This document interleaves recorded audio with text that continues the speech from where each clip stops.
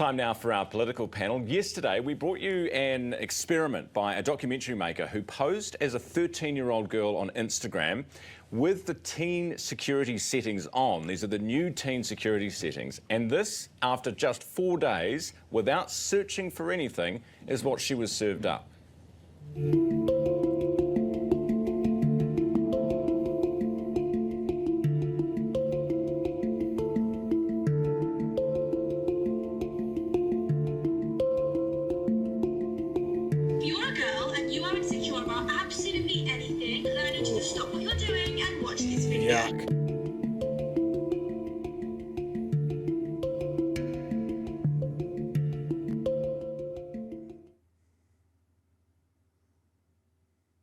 I guess before they come back on for the audio podcast, we're getting fed positive, affirming anorexia stories, anorexia and recovery stories, how to have the perfect nose, lots of sort of stories around how to look and feel a certain way, and lots around anxiety as well. That's what they were getting fed back. And as Ryan says, they hadn't done any searching, so that was just that was the starter algorithm, I guess is what they're saying, Chewie. Is looking at banning under 16s from using social media. Our political panel this morning, Chloe Swarbrick from the Greens and Nicole McKee from ACT. Morena, good morning, team. Good morning, Ryan. Good morning, Chloe. Good to see you both. Now, I'm not sure, just in case you couldn't see the footage that we were showing there, a lot of content to do with anorexia, to do with anxiety, to do with depression, just stuff that you wouldn't want a young person to be. It's an interesting perspective as well, because the anorexia stuff, I can see it. The kind of measuring your wrist stuff, totally, I'm on board. Having daughters, I understand.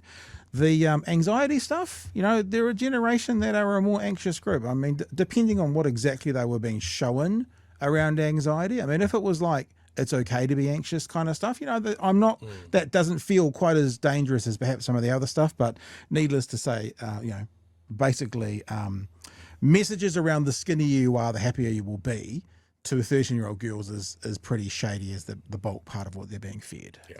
Looking at, especially if they're not even searching for it. This is a 13-year-old, a documentary maker posing as a 13-year-old. Nicole, you don't support a ban for under 16s on social media, the ACT Party. Can you tell us why? Well, it's quite simple, Ryan. How do you enforce it? How do you go about having a piece of legislation where you can actually make it work? We think it actually comes down to education, about parents taking control and telling their children what they can and cannot or should not be looking at. Actually take an interest in what your kids are searching up online, because it's not just as teenagers, it's also as adults. So get some good habits in early rather than trying to legislate habits. So this is the problem, right? This is her response. How do you enforce it? So we're not supporting legislation because how do you enforce it? So now stop and take a step back. Think about all the legislation that's in there, particularly to do with crime. How do you enforce it? If that was the yardstick for saying, so we're not going to bring that law in, because how do you enforce it? I just think there'd be a lot fewer crimes on the books. How do you enforce a teenager speeding at 3 a.m. on a rural road when they know there's no cops around? How do you enforce that? You can't. So let's make it an open speed limit. You can go as fast as you want. It's such an unintelligent, trolly thing to say. The other thing is this. This sort of Pollyanna 1950s version of family that Nicole McKee is talking about at the moment, which is, parents telling children what they can and can't do.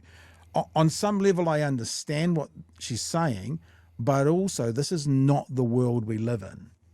Unless you want to go to a point where you like removing technology from your children, well, actually even doing that, trust me, from being someone who had a bit more kind of input into what my kids were doing when they had certain phones and stuff, as soon as they go to school, put it this way, as soon as one kid at school has a smartphone, your kid is seeing porn. It is as black and white as that. As soon as one boy at school, primary school, intermediate, secondary, as soon as one boy at school has a smartphone, him and his friends are seeing porn. It is as It's not simple like as back that. in our day when you had to find a discarded Playboy in a bush. Oh, that's a truism. That's a scary picture you just painted there.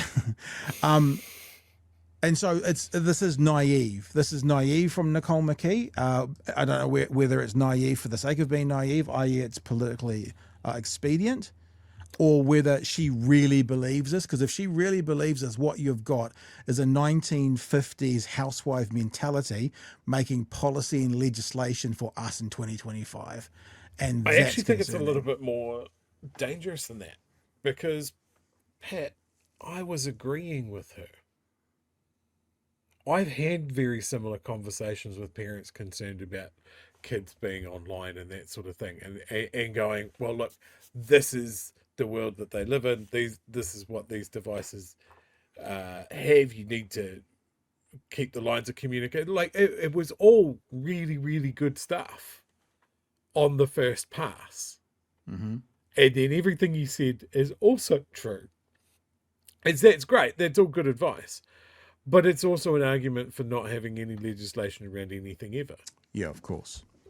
Of course, that's the point. And this is where it gets really tricky, right? Because this is where politicians can say things that you go, yeah, no, that sounds right. But yeah, it comes from a place of individual responsibility. And it also assumes that every kid's parental family setup is going to be the same. Mm-hmm. And we get into a bit of that. We get into a bit of that. And look, maybe I will, because this part of the clip I was going to stop just for time, but it's only got 60 seconds to go to this. But there are two other clips, but they're both short, because Chloe weighs in on this conversation as well. Because the thing is, in theory, this is not an unhealthy way to have a family. Open dialogue, safe spaces, let's talk it out, let's figure it out. That's also not the common scenario in most New Zealand households. It's just not. And if you're not aware of this yet, I'm sure many of you who are my age will be, because you'll have been through it, but if you're younger than me and it's coming up, your teenager's job is to get around the rules you set. That is their job. That is their mindset. So if you set the rules for your teenager or about what they see and do, put it this way, I used to have friends that went to a real culty church. It had a real cult vibes around it. They had a list in this church for their young people, which was a do not see movie list. Guess what they did on the Friday night after the do not see movie list came out?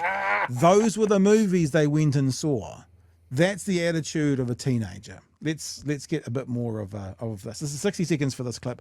We'll let Chloe weigh in as well. Remember, they're talking about, under 16s, social media.